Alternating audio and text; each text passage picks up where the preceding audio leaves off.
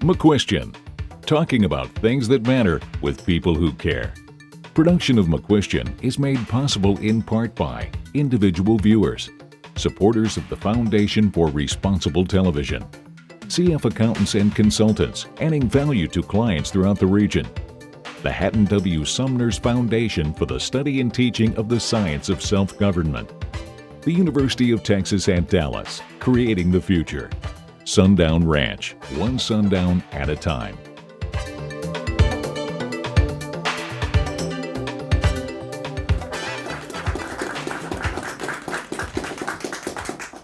This is part two of a two-part series on the wealth of states.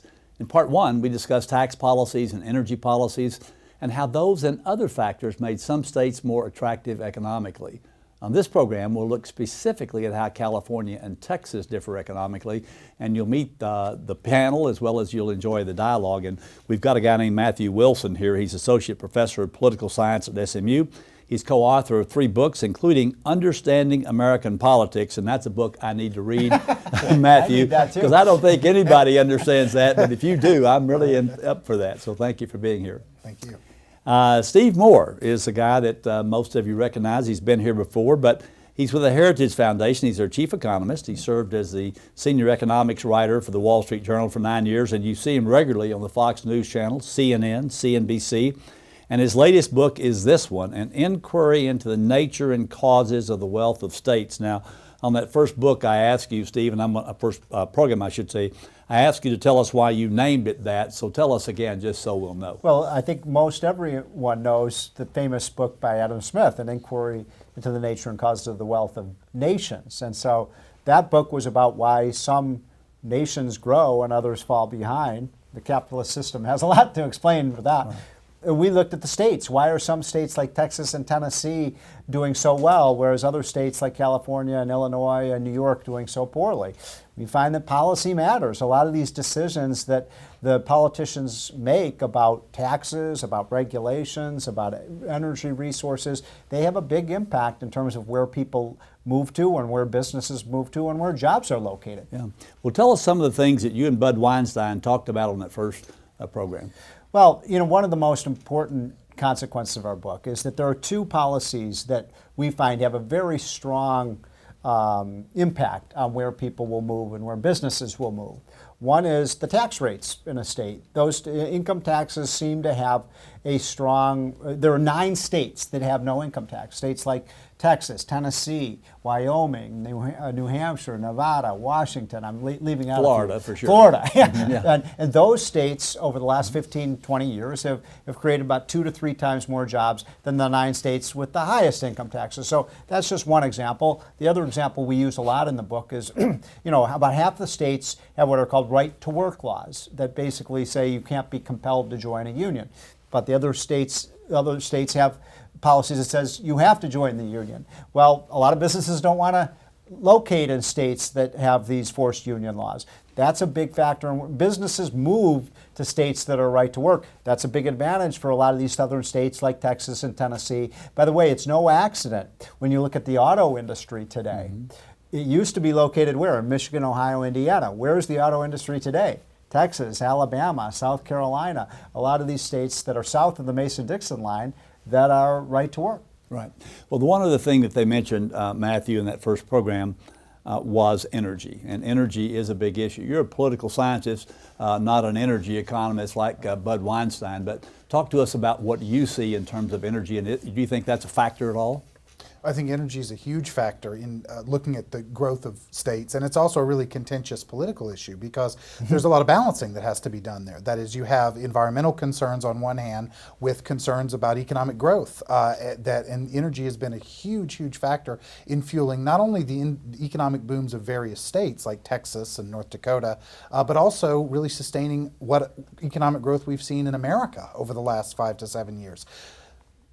However, there is real resistance in a lot of political quarters towards fully exploiting those energy resources, really taking advantage of the economic potential there. And it's largely skepticism that's fueled by environmental concerns and by a general kind of across-the-board suspicion about the fossil fuel extraction enterprise generally. All right, let's talk about that for a minute, because you're a political scientist. Obviously, your students are looking for you to give them some ideas on all sides. I mean, we've had a lot of environmentalists here and a lot of other folks who are not so much so.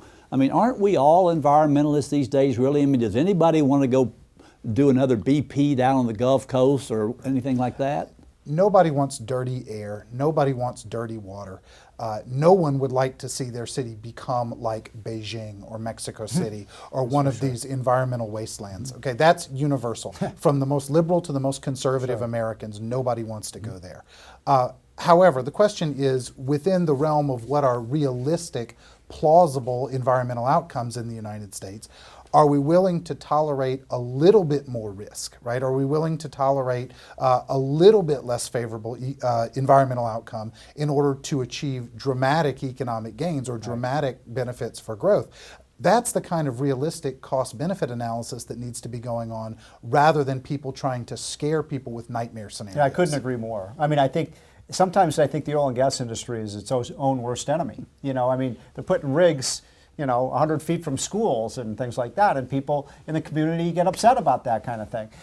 So you have to have a balance. The issue of water, as you know, Dennis, is huge because all of these modern drilling technologies, they use a lot of water, and there's fights between agriculture and mining and mineral extraction and drilling right now. But my point is the benefits of this are so gigantic. I mean, without the oil and gas revolution we've seen in this last 5 years, we wouldn't have a recovery because it accounts for almost all of the net growth of our economy. What we have to do is make sure that some of those resources, because we're talking about hundreds of billions of dollars and potentially millions of jobs, that some of the benefits from this go to cleaning up the environment, making sure that water is clean so it can be used by people who want to use it, whether it's for drinking water or for agriculture and so on.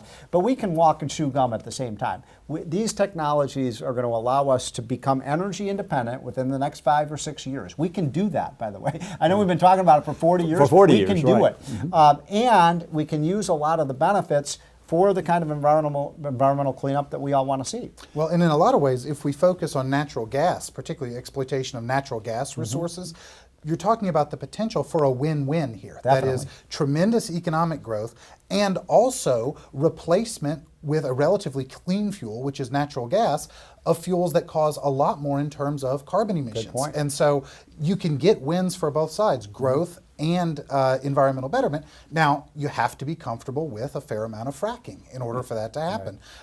There's no such thing as a free lunch. Any policy you adopt here will have certain downsides to it. But when you weigh the alternatives, that seems to offer some Fracking has benefits. become almost a dirty word in this country. And, Well, some people say it's a dirty process. That's why it's a It's dirty word, process, so there you are. and it's a dirty word. I mean, there are, let's take Colorado, for example. And Colorado is a big oil and gas and resource state. There are a number of initiatives on the ballot in towns, as you know, in Colorado, to ban fracking. So there is a backlash here. And the energy industry better get their act together, or they're going to find a lot of public resistance to this kind of energy There are development. attempts in towns in Texas. Oh, to I ban know, fracking. exactly. So, I mean, Yeah, it's not right. just Colorado. Right. Well, a friend of mine is involved in a lawsuit up here talking about all the sand that lands on their property that comes out of this fracking process, ends up in the air, ends up down here, and forget the water and all these. Not to mention earthquakes, Steve. Not to mention earthquakes. We've got earthquakes here in Texas and Oklahoma now. Remember that. Okay, don't forget. Well, let me make this point. Any form of electricity production or energy imposes costs. I mean, there are costs to using nuclear power. We've seen nuclear accidents. There's, huge costs to the environment in terms of using things like wind power. It uses a huge amount of land. These things all have costs and benefits, and we have to weigh them. All right, so let me get you guys to focus on this. I want to talk about California versus Texas in several different areas. We talked about it on the first program about the difference in the philosophy. So let me ask you, Matt, about the political side of this thing, because the economists like Steve are going to talk about this, and the economists who are going to be free market are going to say, look, weigh the costs and benefits.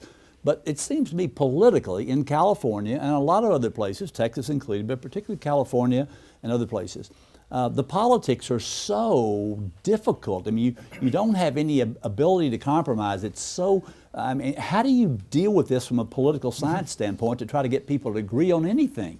Well, it's a good question. And we know that around the country, party polarization has gotten worse and worse and worse. I mean, every decade since the 1970s, Democrats and Republicans have moved further apart ideologically.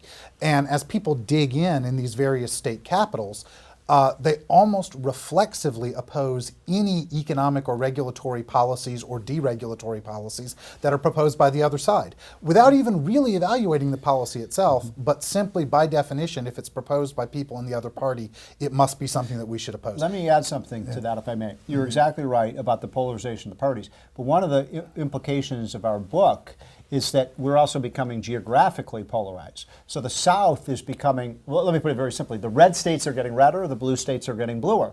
And that means that, you know, the differences between the policies in, say, Texas and Tennessee versus Connecticut and New York are getting wider. So Connecticut and New York and those states are raising their taxes, raising minimum wages, doing all the kind of liberal policy sets.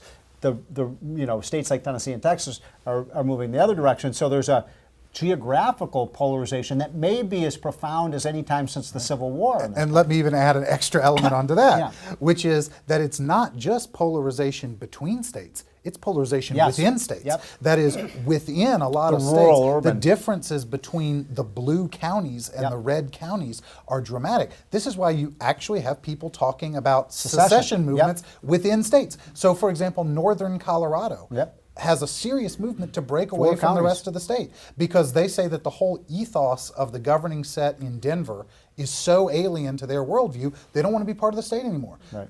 There are long brewing secessionist movements in interior Northern California that don't want anything to do with San Francisco and Los Angeles. For good reason. So this is not just a difference between states, but It's so within true. states, they're just radically different ways of looking at the world and at policy. It's so true. I mean, think of the big, think of Oregon. There's Portland, which is very liberal. The rest of the state's very conservative. Washington State, Seattle's very liberal. The rest of the state, my home state of Illinois, Chicago is very liberal. You go downstate, you know. So you're exactly right. I mean, this is something people aren't paying a lot of attention to, and the people in the rural areas are feeling like they are becoming kind of politically powerless because they're outnumbered by the big cities, and that's the reason you're seeing. And I think you're going to see more of this. I think you're going to see more counties saying, I don't want to be part of this state anymore because we're outvoted by New York City or Chicago or and so on. Yeah. Well, and let's look at the issue between people still wanting to choose high tax states. I realize that your data shows that they're moving to low tax states like Texas and Florida, but there are reasons, Matt, that a lot of people still live south of San Francisco. What are those reasons, and is that likely to change regardless of the policies, or do the policies need to just get much worse in California before people move totally out of Silicon Valley, or what? Well, I mean, I think this highlights a couple of really important points, which is, first of all, that the impacts of these tax and regulatory policies are not constant across industries. They hit some much worse than others. If you're in manufacturing, if you're in mining or any kind of extractive industry, the tax and regulatory policies of the more liberal states will absolutely hammer you. If, however, you work in what we might call a creative class industry, software programming, my own industry, which is higher education, right? Publishing, something like that, you're less affected by these kinds of regulatory issues because you're not emitting anything that's environmentally toxic. What we emit may be culturally toxic. That's a separate question. That's a whole other question. That's right. But as a result, our industries are not affected to the same degree by those regulations, and therefore they're not as much of a deterrent. And one of the interesting implications of that is that, you know, you look at a state like California. You know, California has been done very poorly over the last 5 or 6 years, for the last 10 years, actually. In the last 10 years, 1.5 million more people have moved out of California, Americans, than have moved into California. That's the first time, I think, in history that ever happened. But you know what? You're exactly right. Silicon Valley, I mean, the highest home prices in America are in San Francisco, absolutely booming. You can't find a place to live. So what's happening is these liberal states, the rich are getting richer, and the middle class and the poor are falling behind. And so you have more income inequality, Dennis, in liberal states than you do in conservative states. Isn't that interesting? Well, look, okay, so maybe Obama shouldn't be worried about inversion of people moving to tax homes. They should worry about inversion within the state, so you can't take. Well, look at Toyota. other people out. Toyota Yeah, moved Toyota out of moves to California to Texas. Those kinds of business moves are happening all of the time. But from Obama's standpoint, the federal government gets the same cut no matter what state you move to. So it doesn't affect them one way or the other. But That's a good point. California and Texas other ways of differentiating between oil and gas, and talk about Tax. immigration or migration. Well, let me just anything say like one that. thing. Okay. The income tax is 13% at the top in California. Huge. It's 0 in Texas. I mean, Right. That's a so a huge business can save a lot if they're in, say, manufacturing or so on. The regulatory climate is much stricter in California than it is in a state like Texas. Right to work laws, Texas right to work, California is not. I mean, those things matter, and they do account for why people are moving out of the great state of California. And by the way, why would you move out of California? I mean, this is a little slice of heaven, right? I mean, Exactly. great weather, beautiful mountains, beautiful beaches, beautiful women. I mean, what's not to like about, although, boy, the women in Texas. They're Good pretty save sexy. there. Good save on that one, yeah. Okay. All right. So, what other arguments do you have for him, Matt? I mean, surely it's not as simple as what he makes it out. You look at these policies, tax policies, and all. There's got to be other reasons. I mean, what are they? Well, I mean, the story is never as simple as one variable. And I don't think they would argue that it's all about one or two variables.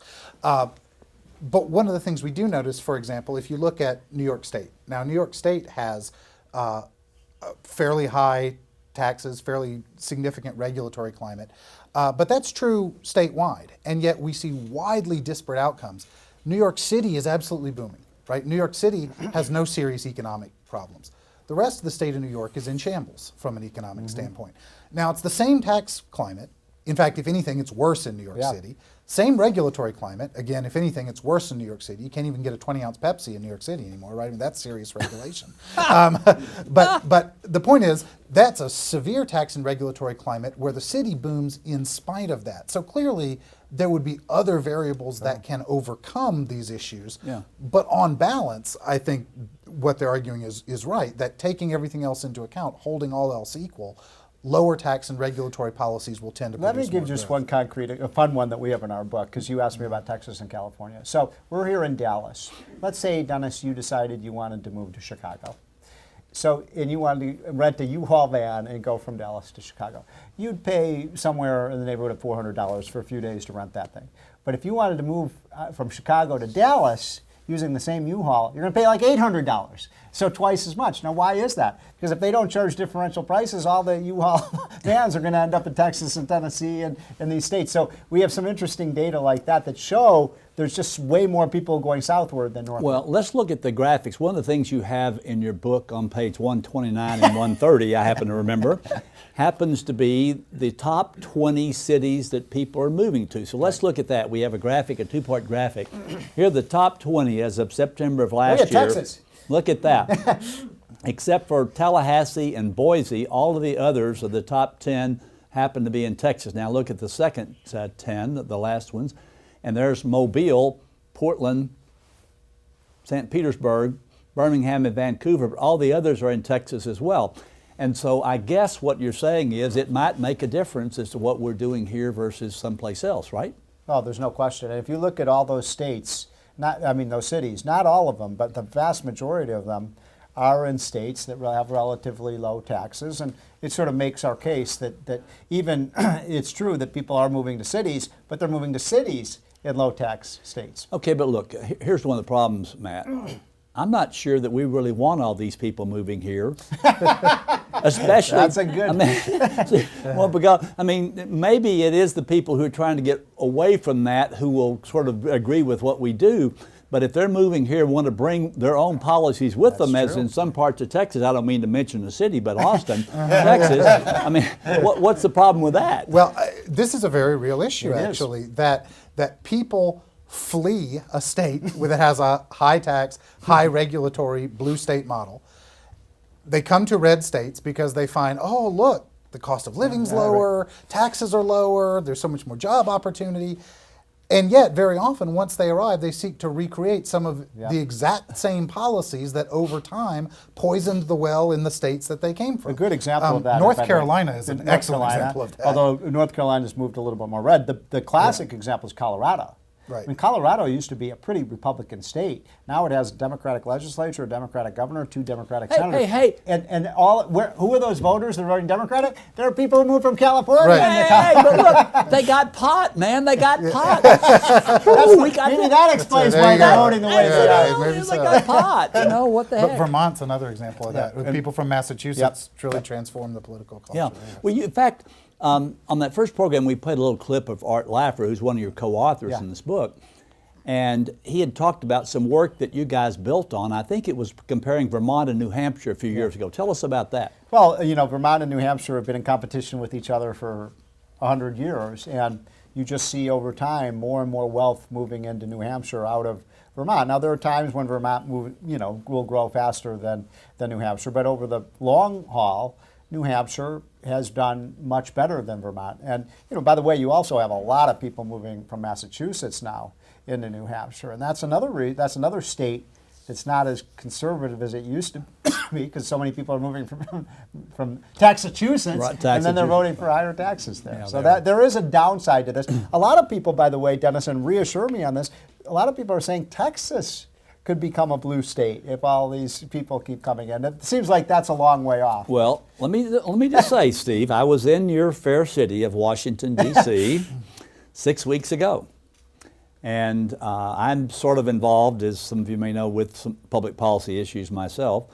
And the person that you know very well said to me, Dennis, you guys have to make sure that Texas stays a red state, because if Texas changes from a It red tips. state to a blue state, the country, Matt, correct me if I'm wrong, you're the political scientist, the country could move significantly away from anything that had to do with red states. Oh, yeah. If you take Texas out of the Republican column, Yeah. Republicans are not going to win the presidency anytime in the That's for foreseeable sure. future. I mean, that's just a done deal. But that has more to do with political allegiance of Latino voters than it does with people Well, moving talk here to us from about California. migration and immigration, because that's a factor here too. Oh, sure. I mean, and migration not only within the United States, but from outside as well. And of course, Texas has had a tremendous amount of migration, particularly from Latin America. And you know, that has in many ways fueled Texas's economic dynamism. I mean, immigration has been part of the model that has really fueled Texas's economic growth. So, I mean, there's a tendency sometimes to look at immigration as an economic threat, but I think actually economists are more likely to tell you that on balance, immigration presents real opportunities economically and creates some real human capital resources that can fuel economic growth. So there's an interesting, I completely agree with that. And it's interesting because, you know, the two states that get the most Latino immigrants are California and Texas. And what's interesting, having studied the Latino population in both those states, Texas basically assimilates immigrants into the workforce. When the immigrants come here, they work, right? In California, it's a very different mindset. Latinos are much more likely to be integrated into the welfare state in California, so they become more radicalized, in my opinion. That's why I'm not so worried about Texas, because Latinos are conservative in this state. And they're much more likely to vote Republican than Latinos in California, which overwhelmingly vote Democratic. So part of it is just how you assimilate these new people into your state. Well, here's the good news. There's no division between Republicans anyway. They're all on the same page, aren't they? I mean, there's Yeah, right. so, and there are a lot of people who would say that you get an Obama because you had George Bush for 8 years as well too. So I don't know, Steve, if it really makes any difference with red, blue, purple, whatever it is. I mean, politically, this is an interesting time to be alive, isn't it, Matt? Well, it is, and actually, there are some very interesting divisions developing, not within the Republican Party, that's its own story, but within the Democratic Party over a lot of these same tax and regulatory issues. You're starting to see divisions in the Democratic Party between the self-styled progressive wing, who wants significantly higher taxes, a significantly expanded welfare state, much tighter regulation of manufacturing industry, energy, et cetera, and what they would consider the more moderate pro-business wing of the Democratic Party. And those progressive activists are getting angrier and angrier with what they see as excessive sympathy for business from Democratic lawmakers. But, you know, I agree. I just don't see, I mean, with all due respect, in Washington, I don't see it. I think the Democratic Party is a progressive liberal policy today. And the people, when I first came to Washington, the Bill Bradleys, the Dick Gephardts, the people like that, there were a lot of Texas Democrats back then who were conservative. I just don't see them anymore. And that polarization has made it very difficult to get anything done. So I do think it matters. I mean, you got the blue state model and the red state model, and who wins the presidency in 2016 is going to be of enormous importance in terms of what we do on No doubt taxes, about it. regulations, energy, all the things we've been talking about. And this is going to be a battle royale. I mean, we might have another Bush versus Clinton. Right. That would be interesting. Could well be. Am I supposed to feel good or bad about that, Steve? Matt?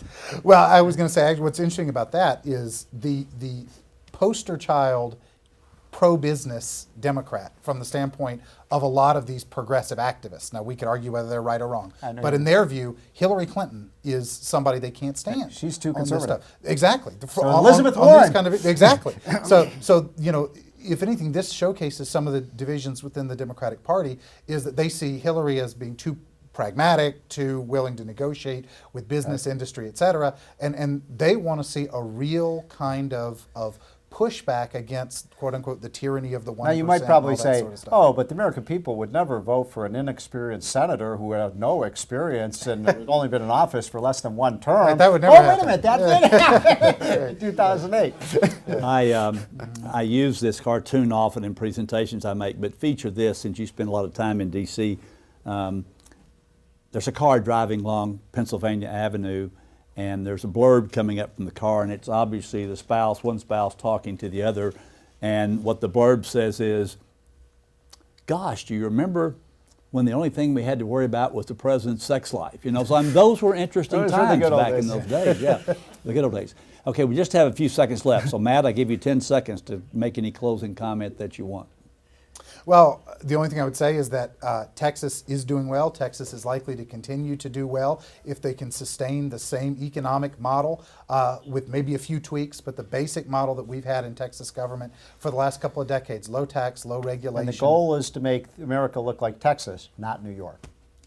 That is a goal, and I hope that we'll do that. Thank you, folks, for being here and enlightening our audience. And, you know, thank you for joining us. You know, for 25 years, we've been talking about public policy issues and how they affect you and your personal and business lives. The book that Steve Moore and Art Laffer and others wrote have written things that really will advance government policies that will affect our lives in either positive or negative way. Check McQuestionTV.com and continue joining us here as we talk about things that matter with people who care. Well, you guys did a pretty good. This program is available for $20 plus $5 postage and handling, and in Texas, applicable tax. For more information, call 214-750-5157 or email NikkiN@NikkiMcQuestion.com. Visit our website at www.mcquestiontv.com. You can also follow us on Twitter at www.twitter.com/McQuestionTV or download McQuestion TV video podcasts on iTunes.